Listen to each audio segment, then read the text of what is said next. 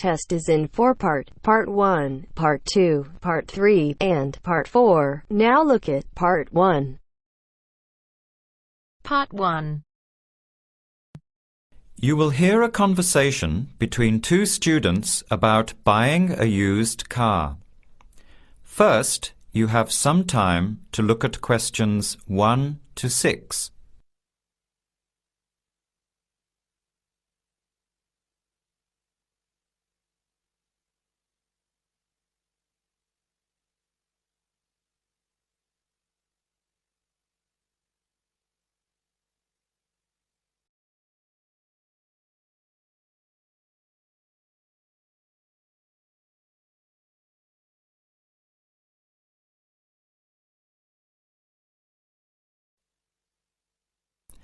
Answer the questions as you listen.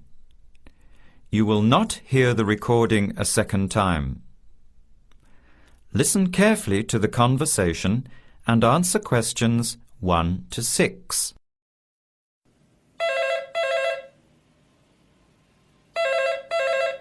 Hello. Hello. Can I speak to Eleanor, please? This is Eleanor speaking. Hi. My name is Jan. I'm calling about the car that was advertised on the notice board in the Student Union building. Is it still for sale? Yes, it is. Your ad says it's a 1985 Celica, in good condition. It's old, but it has been well looked after. My family has had the car for 10 years. I'm just the third owner and my mother had it before me, so we know its history. We've got all the receipts and records. It's had regular maintenance and the brakes were done last year. It runs really well but looks its age. Why are you selling it, by the way?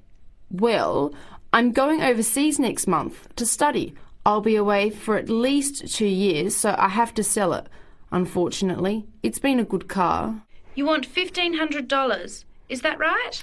I was asking $2,000, but since I need to sell it quickly, I've reduced the price. Would you like to come and take it for a drive? I don't live far from the university. Yes, I'd like to have a look. What time would suit you? Any time this evening is fine. Well, I finish classes at 6 o'clock. How about straight after that? Say 6:30? Great, I'll give you directions. When you leave the main gate of the university, turn left on South Road and keep going until you get to the Grand Cinema. Take the first right, that's Princess Street. I'm at number 88 on the right. So it's 80 Princess Street? No, it's 88 Princess Street and the suburb is Parkwood. You'll see the car parked in front. It's the red one with the for sale sign on it. OK, thanks Eleanor. I'll see you later. Bye. Before you hear the rest of the conversation, you have some time to look at questions 7 to 10.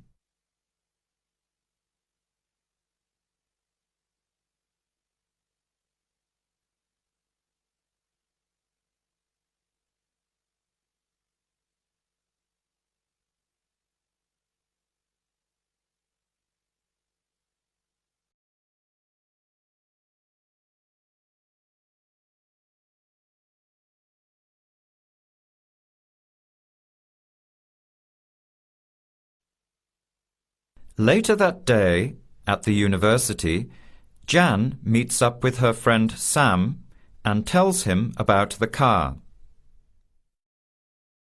Hi, Sam. Hey, Jan. What's happening?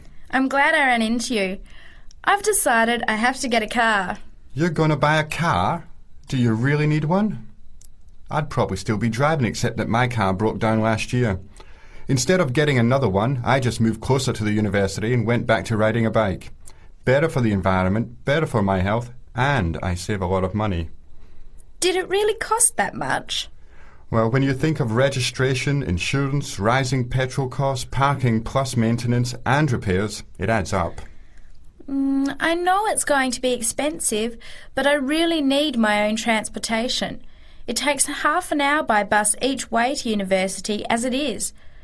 But now I'm working at night in the city. There's no way I want to hang around waiting for a bus late at night, then walk 3 blocks home alone. Hey, I think you've got a point there. So what kind of car are you looking at? It's an 85 Celica, same kind as I used to have. The owner's asking $1,500. That's pretty old. How many kilometres has it done? You know, I forgot to ask. I'll have to check tonight when I go see it. Would you be able to come with me to have a look? At about 6:30? Sure, I'll come, but I don't know a lot about cars. I do know one thing, though. I wouldn't buy an old car without having a mechanic look at it first. That's a good idea. But won't it cost a lot? Not really. You can get a check done through the Automobile Association for $80, and it comes with a report on the condition of the car. It can save you a lot of money in the long run. I'll keep that in mind. So we have to get to Parkwood at 6:30. Do you want to take the bus? It goes straight down South Road every 15 minutes. Or maybe we could walk. I don't think it's that far. Actually, I could borrow my roommate's motorbike for an hour or so. He's working all evening in the library. Do you think he'd mind? No way. He owes me a favour or two. Okay, great. See you at 6, outside the student centre. That is the end of part 1. You now have half a minute to check your answers.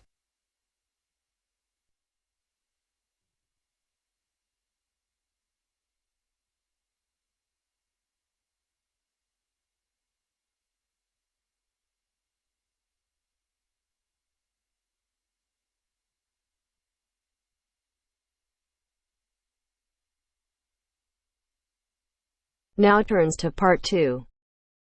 Part 2. Section 2. You are going to hear a lecture about dining services. First, you have some time to look at questions 11 to 14.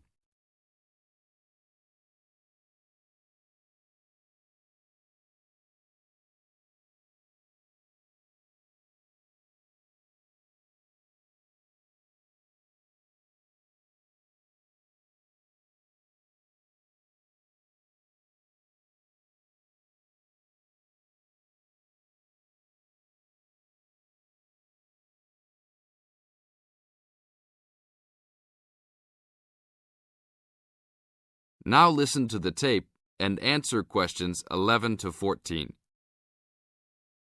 Welcome to the Dining Commons. This is the newest facility on campus, and I'm proud to say, also one of the best. I know that all university students miss eating home-cooked food. Well, this year, we are hoping to provide students with food and services that will make you feel at home, even without your family. The administration has been listening to the voice of the students. Students gave us frequent suggestions last year as to how we could improve the university. One of the most frequent suggestions was improving the dining options. We have been working hard all summer to come up with ideas that will make student life in the dormitories more pleasant. One of the new options we are offering in the dining facilities is variety in student meals. Last year, there was a set menu for every dinner, so if students didn't like the food, there was no choice. Students had to eat whatever was served. But this new dining facility has 3 completely unique areas, each with a different theme. At every meal, there will be 3 options for students to choose from. For example, there might be Italian food at station number 1, which might consist of pizza and pasta. At station number 2, there would be American food, consisting of hamburgers and hot dogs. At station number 3, there could be vegetarian soups and salads, accommodating all the vegetarians. We hope that with the greater selection of food, all students will find something to their liking. Now look at questions 15 to 20.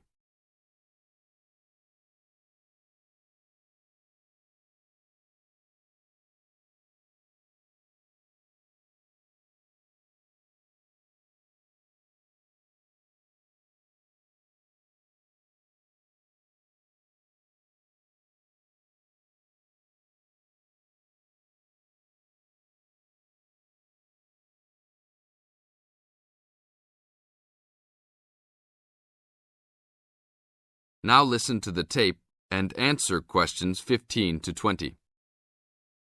Not only will students have more options, the food will also be better.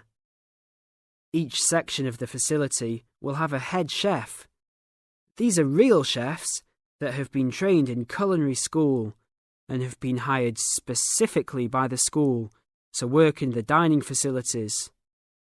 All of the chefs have a speciality. The school is hoping that these chefs will prepare better tasting and more nutritious food. Every student will be able to make suggestions and also give their input as to which menus taste better. Last year, many students complained that the dining facilities didn't have very convenient hours. This year, we hope to change that. We will open for breakfast at 6 a.m. to accommodate all the early risers. In the evenings, we will open until midnight for all the students that like to go for a late-night snack. The afternoons will still remain closed, but we will have a student store open that will provide all students with drinks and fruit. The student store will be open every day from 2 p.m. to 5 p.m. Every student that has paid full tuition and dormitory fees has already paid for their dining facility fees. Students can eat at any time and in any amount for free. If you are a student that does not live in a dormitory, you can still purchase a dining facility card. This card will entitle you to the full services of the dining facility. This card is available only for students and is not open to the general public. If you are not a student and wish to dine here, you must purchase meals at the door. There are a few rules to follow. Even though we do not limit the amount of food that can be taken, we do not want students to waste food. Please do not take more than you can eat. Also, every student must clean his or her own trays and plates. We will provide plates and trays for student use, but please do not abuse these items. Please do not leave your plates on the tables. Your parents are not here to clean up after you anymore, so I hope all students will be responsible. Thank you for your attention and enjoy the upcoming year. That is the end of part 2. You now have half a minute to check your answers.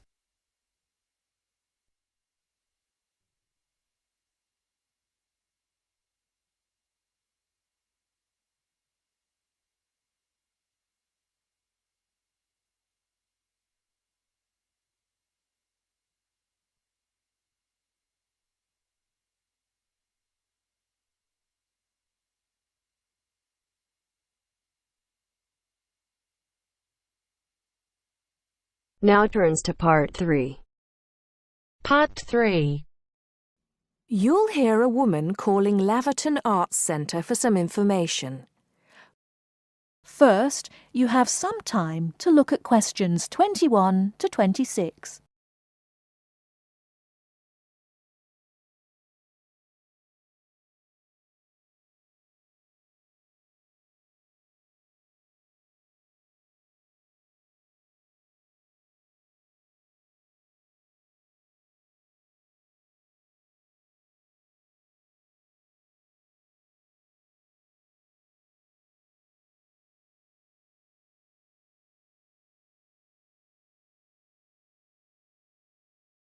Now listen carefully and answer questions 21 to 26. Laverton Arts Centre. How can I help you? Hello. I've been to the Arts Centre a few times recently, and I understand you have this scheme for regular visitors. The Friends of Laverton Arts Centre. Yes, that's right. I wonder if you could tell me a little about it. I mean, how much it costs and what benefits it offers, things like that. Certainly. Well, first of all, the good news is that we've recently changed the scheme. It used to cost £15 a year, but now it's free. All you have to do is fill in an application form. You can either come to the Arts Centre and do that here, or you can go to our website and apply online. And so what are the benefits of joining? There are actually quite a few. As a friend of Laverton Arts Centre, you'll receive a newsletter every 3 months with information on all the forthcoming events. That sounds useful. You also get priority booking for shows and concerts in the main theatre. Can you explain how that works exactly? Yes. What that means is that when tickets go on sale, for the first 2 days they're only available to friends of the Arts Centre. So, as long as you book early, you can make sure you get seats. Great! Do you ever offer discounts to friends of the centre? Under the old system, when you had to pay to be a member, we did. Under the new system, there won't be any discounts for shows in the main theatre or films at the Arts Cinema. Having said that, we will be offering some discounts to members for performances in the small theatre. There'll be information about this in each issue of the newsletter. I suppose I can find that information online as well, can I? Absolutely. Actually, we're redoing our website at the moment. Right now, there actually isn't a special section for Friends of the Arts Centre on the website. Once the site's been redesigned, there will be. You'll be able to put in your username and password and enter a special section just for you. It sounds excellent. Are there any requirements, though? I mean, as a member, do I have to do anything? Yes, sorry, I forgot to mention that. There are no formal requirements at all, though obviously we have this scheme to encourage people to attend events here regularly. So we ask that you attend at least 4 events a year, whatever they are, if you possibly can. Nobody's going to count, though, and it's totally up to you. That sounds fair enough.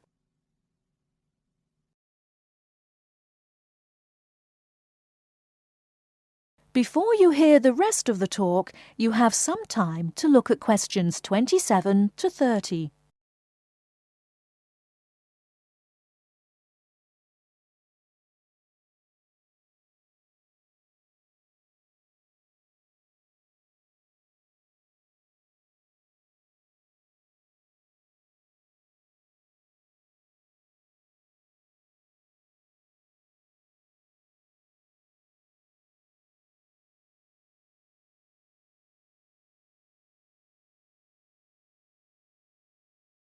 Now listen and answer questions 27 to 30.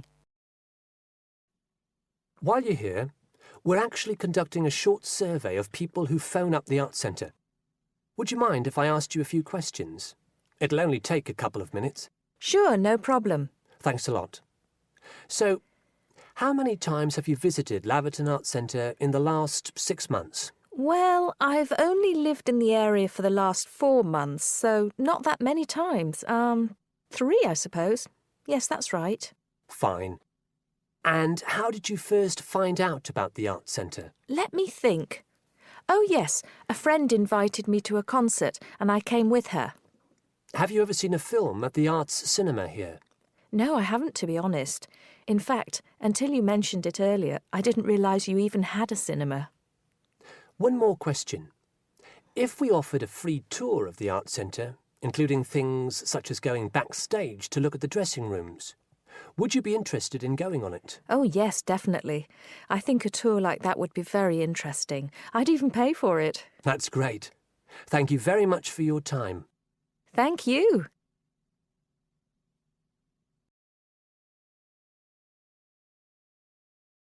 That is the end of part 3. You now have half a minute to check your answers.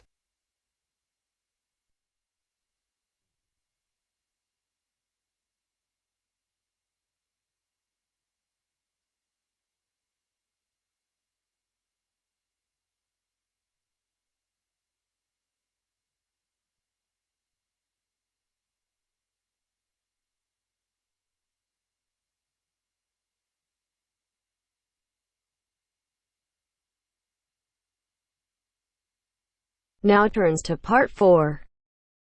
Part 4. You are going to hear a lecture on fishing. First, look at questions 31 to 36.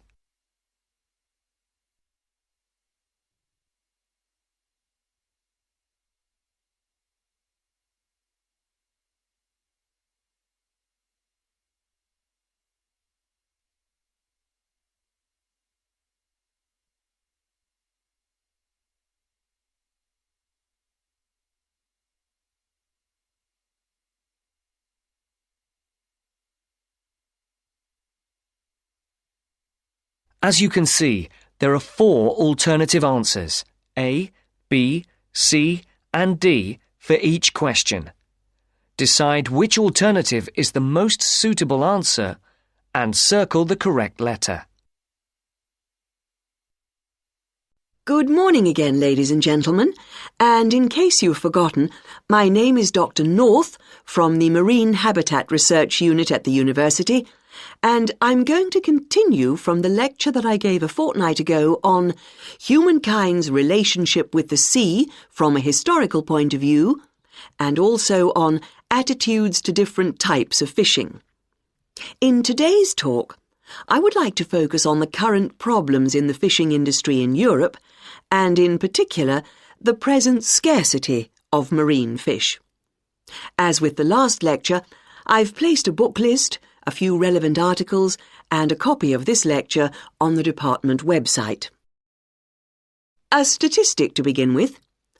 Since the 1970s, stocks of the most heavily fished species have fallen, on average, by 90%. And why has this happened? Well, there's a chain of events which begins with the demographic changes that have taken place in the world over the last century. During this time, the world population has grown at a phenomenal rate, with efficient and heavy fishing, which is technology-driven, meeting the increasing demands for food. As a consequence, many fishing stocks in the European waters, from the Atlantic to the North Sea and the Mediterranean, are now on the verge of collapse. But the problem is not restricted to European waters. It's a situation that's all too clear all around the world. Fish stocks in the Pacific Ocean, for example, are now on the verge of collapse due to a combination of overfishing and natural changes in ocean ecology. And there's another reason behind the increased demand for fish, and that is the changes in the eating patterns of different countries. Certain countries have a long tradition of fishing, for example, the southern European countries, but eating patterns have changed in countries like the United Kingdom, where fish was once considered as food for the poor rather than the rich. People have been turning to fish as a cheap and healthy alternative to meat, driving up demand and depleting stocks. Food scares like BSE and foot and mouth disease have also driven people away from eating meat, which again is invariably replaced by fish. Before the speaker continues, look at questions 37 to 40.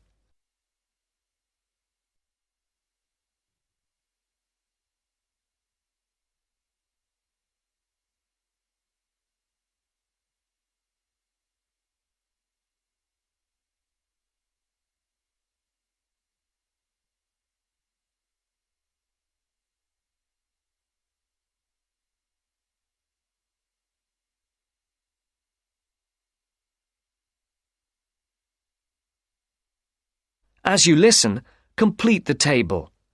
Write no more than 3 words for each answer.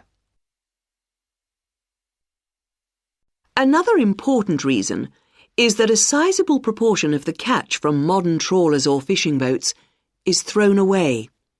Nets quite often land fish that are not wanted and which are thrown back into the sea dead. Discarded nets and other traps are responsible for the deaths of many fish.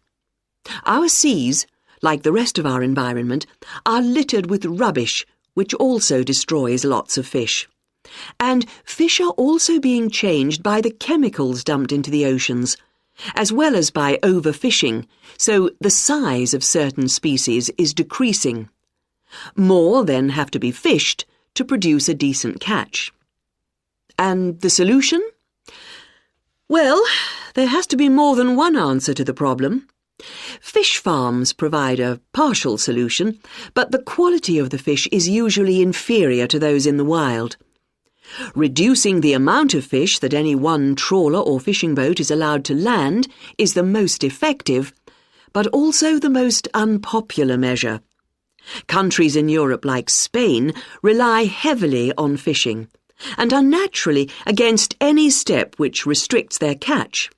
But if the depletion of fishing stocks continues, there will be no fish left to fish. Take the disappearance of cod from the Great Banks off Newfoundland, which was once the richest cod fishing area in the Atlantic. After a dramatic fall in the cod population for some unknown reason, a ban was imposed, which, it was hoped, would lead to a repopulation of the cod stocks. The cod did not return, and many fishermen were put out of work. This is a scenario which we do not want to be repeated on a large scale. Now, if you look at this table on the screen, you can see where That is the end of part 4. You now have half a minute to check your answers. Our hearts beat to the city streets. We began to feel the fire. We rise like tall buildings as the chemicals, they take us higher. The night's young, it has just begun as she puts her hand in mine.